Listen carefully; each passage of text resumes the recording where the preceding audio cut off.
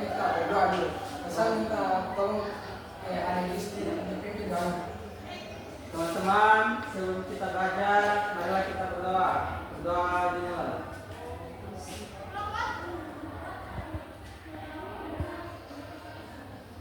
Berdoa selesai. Ya, terima kasih ya. Oke, anak-anak. Jadi bab sebelum mulai pembelajarannya Bapak absen dulu ya. Olive. Hadir Pak. Ardina. Hadir Pak. Sulistiawati. Hadir Pak. Nabila Leterei. Hadir Pak. Sherlyn Jegani. Hadir Pak. Abdul Agustiawan. Hadir Pak.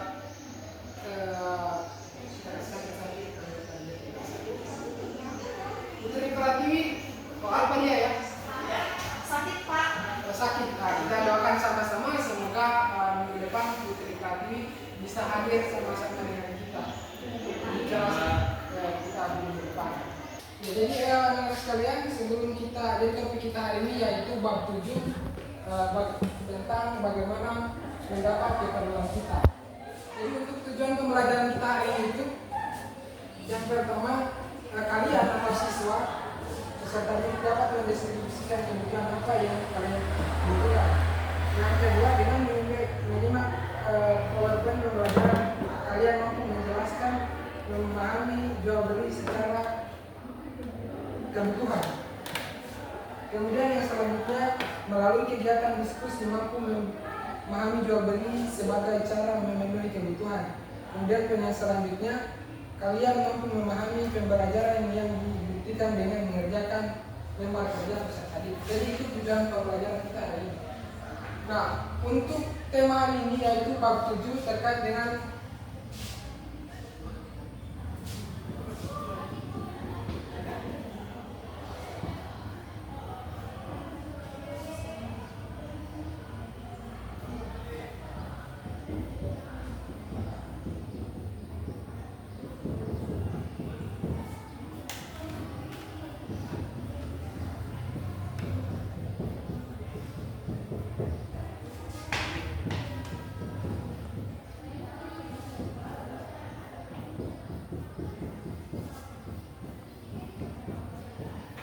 jadi ini tema kita hari ini.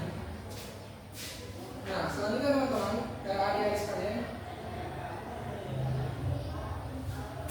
untuk memulai pembelajaran kita ada beberapa hal yang ingin saya sampaikan, yaitu kita perlu tahu bahwa setiap manusia memiliki kebutuhan mendasar yang masing-masing, misalnya makan dan tempat tidur. Lalu kemudian muncul pertanyaan, apakah kita hidup hanya untuk apakah keperluan kita hanya makan dan tidur saja? Tidak Pak. Ya, tentunya masih ada keperluan-keperluan lain yang nantinya akan kita kelompokkan dalam beberapa bentuk penggolongan kebutuhan. Nah, di bagian selanjutnya kita akan mempelajari. Di sini dijelaskan, ayo pelajari kebutuhanmu. Pernahkah kalian mengalami kejadian seperti ini? Jadi adik-adik bisa lihat di sini semua. Kelihatan Pak. Kelihatan masa tidak mengalami kejadian seperti ini ketika merasa lapar, apa yang kalian butuhkan? Makan Pak. Ya, betul sekali adik-adik sekalian. Jadi hal yang pertama yang kita cari itu adalah makan, karena itu merupakan hal yang harus dipenuhi dan harus diutamakan. Ya, kalian membutuhkan makanan untuk menghilangkan rasa lapar. Lalu apakah kebutuhan kalian hanya makan saja? Yuk kita pelajari lebih lanjut. Nah, kita akan mengelompokkan beberapa kebutuhan. Pertama ada kebutuhan primer.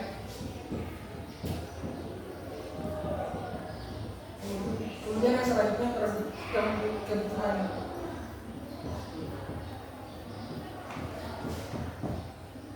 dan yang selanjutnya itu adalah tersier. Untuk mempelajari lebih lanjut terkait dengan apa itu kebutuhan primer, sekunder, dan tersier, maka kita akan masuk ke dalam beberapa penggolongan kebutuhan, yaitu pertama kebutuhan primer. Kebutuhan primer adalah kebutuhan yang paling mendasar dan harus dipenuhi oleh manusia. Bisa kasih contoh satu? Ada yang bisa kasih satu? Apa tadi? Kebutuhan primer adalah yang paling mendasar dan harus dipenuhi oleh manusia. Oke, jadi di sini ada gambar baju, kemudian ada gambar makanan, dan yang ketiga itu ada gambar rumah. Nah, itu adalah penggolongan kebutuhan, yaitu kebutuhan primer. Jadi kebutuhan yang paling utama itu adalah kebutuhan primer atau kebutuhan yang paling mendasar. Kemudian selanjutnya ada yang disebut dengan kebutuhan sekunder. Kebutuhan sekunder itu adalah kebutuhan yang mendukung daripada aktivitas kita sehari-hari. Di sini sudah dijelaskan bahwa kebutuhan berupa penunjang hidup, kebutuhan bisa ditunda pemenuhannya setelah kebutuhan primer dipenuhi. Jadi tidak bisa kebutuhan primer, tidak bisa kebutuhan sekunder mendahulukan daripada kebutuhan primer. Karena kebutuhan primer adalah kebutuhan yang paling mendasar, maka kebutuhan sekunder adalah kebutuhan yang dipenuhi setelah kebutuhan primer terpenuhi.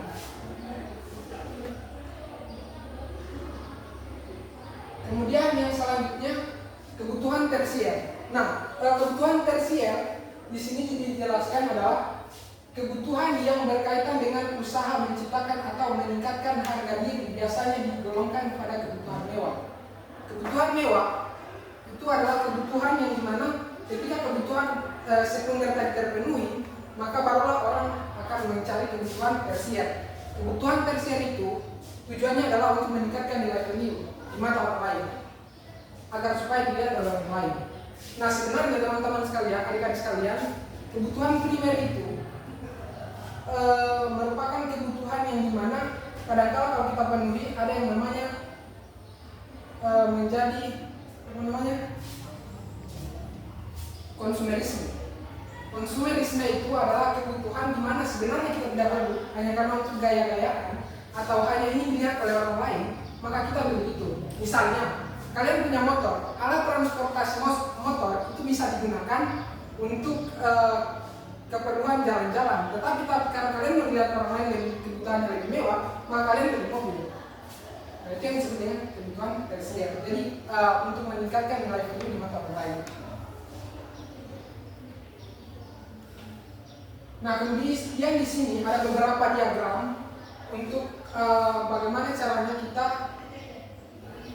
merumuskan kebutuhan kita supaya lebih teratur. Pertama, kalau dia kebutuhannya mendesak, di sini dijelaskan kalau dia kebutuhannya mendesak, lakukan sekarang. Jadi kalau dia makan, kalau misalnya dia lapar, maka kebutuhan yang dia perlukan itu adalah kebutuhan sekarang. Ketika pada saat dia merasakan lapar, maka kebutuhan itu harus dipenuhi dan dilakukan harus secara langsung.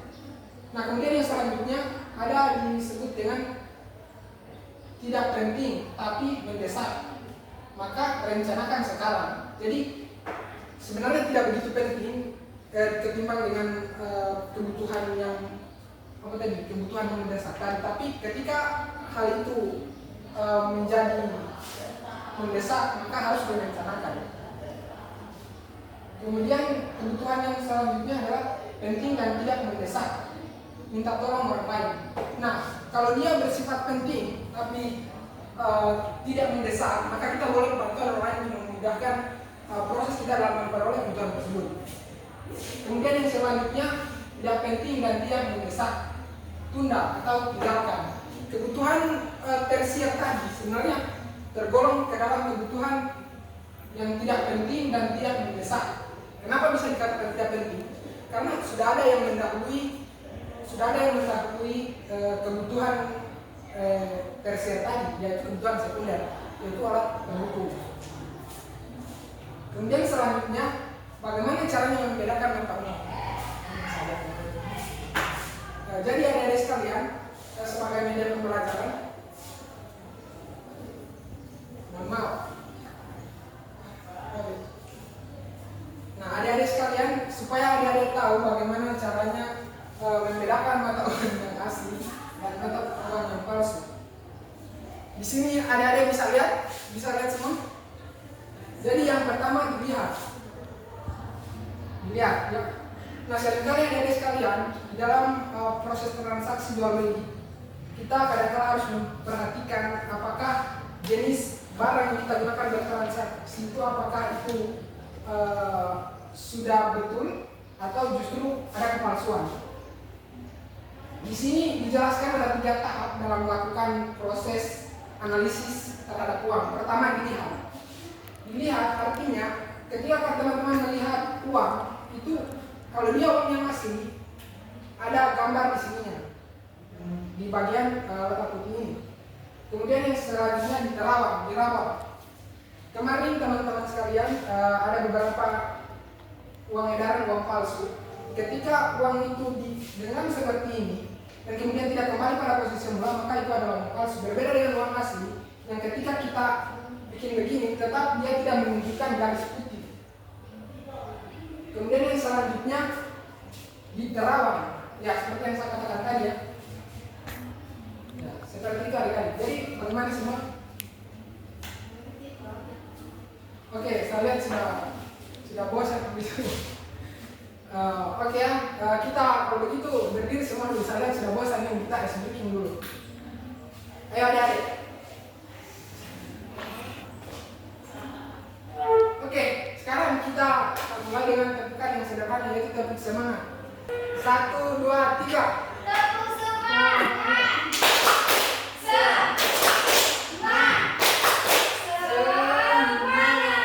Oke, silakan buka dari sekalian. Nah, jadi di sini ada Bapak, ada mawar KPD dan Bapak minta adik-adik untuk bagi 2 kelompok ya.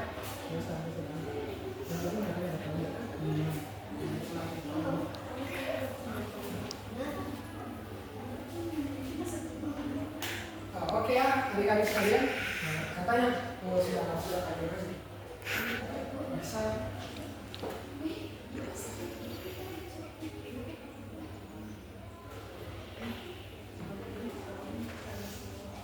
Oke, Bapak minta satu untuk presentasikan. Satu.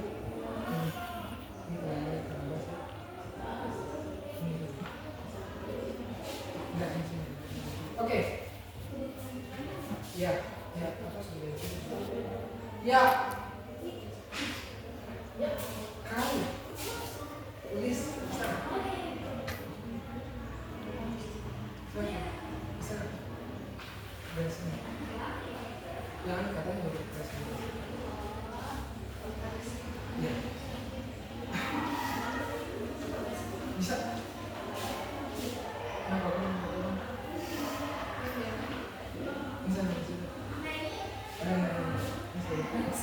Berdiri saja. Oke. Nanti potong. Ya. Ya. Berdiri. Oke ya, berarti nggak salah apa. Oke adik-adik, bagaimana tugas kelompoknya sudah selesai? Sudah. Oke, kalau begitu Bapak minta 1 orang untuk mempresentasikan tugas kelompoknya. Nabila silakan. Saya akan mempresentasikan tugas kelompok kami. Kebutuhan tergantung pada siapa yang memiliki kebutuhan tersebut. Contohnya, kamera akan menjadi sebuah kebutuhan primer untuk seorang fotografer. Namun, untuk orang lain bisa jadi menjadi kebutuhan sekunder atau tersier. Oke, terima kasih banyak Nabila.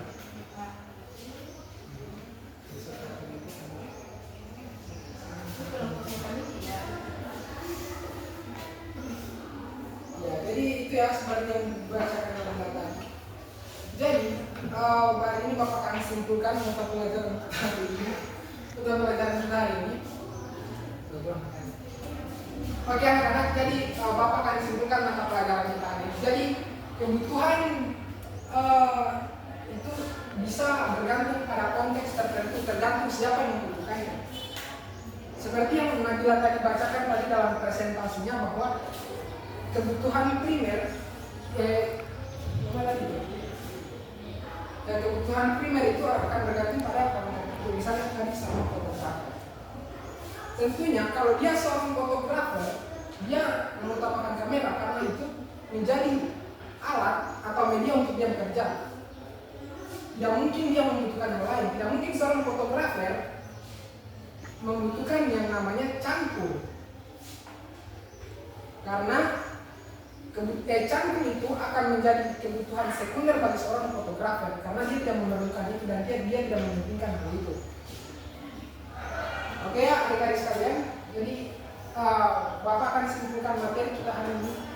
Materi kita hari ini yaitu bagaimana kebutuhan. Jadi Bapak sangat berharap ketika adik-adik lulus dalam mata pelajaran Bapak hari ini, adik-adik bisa mengimplementasikan atau menerapkan apa yang hari ini adik-adik pelajari untuk berkali adik-adik sekalian. Nah, untuk itu Bapak sangat berharap 100% dari orang-orang yang hari ini hadir ada yang memberikan kasih.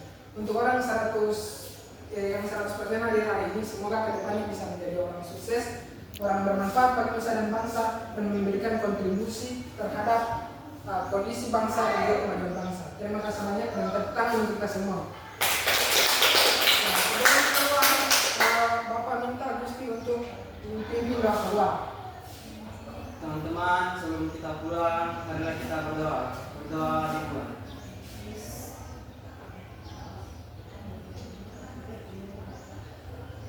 Berdoa selesai. Oke anak-anak, terima kasih banyak. Wassalamualaikum warahmatullahi wabarakatuh. Waalaikumsalam.